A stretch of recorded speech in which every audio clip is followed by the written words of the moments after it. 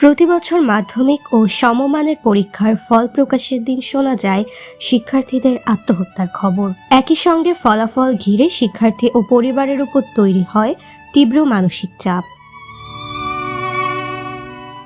কারো ঘরে আসে আনন্দ, আবার কারো জীবনে নেমে আসে হতাশা। কারণ আমাদের সমাজে এখনো শিক্ষার্থীর মেধা ও যোগ্যতার প্রধান মাপকাঠি হয়ে আছে পরীক্ষার নম্বর ও গ্রেড। কিন্তু একটি পরীক্ষার ফল কি একজন মানুষের পুরো ভবিষ্যৎ নির্ধারণ করতে পারে?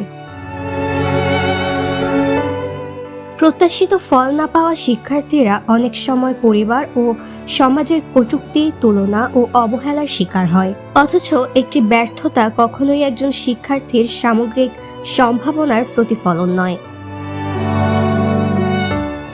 তাই ফলাফল যাই হোক, পরিবারের উচিত সন্তানের পাশে দাঁড়ানো, তাকে সাহস দেওয়া এবং নতুন করে শুরু করার সুযোগ করে দেওয়া। মুখস্থবিদ্যার পেছনে ছুটে সর্বোচ্চ নম্বর পাওয়ার চেয়ে একজন সৎ, দক্ষ ও মানবিক মানুষ হিসেবে গড়ে ওঠাই বেশি গুরুত্বপূর্ণ।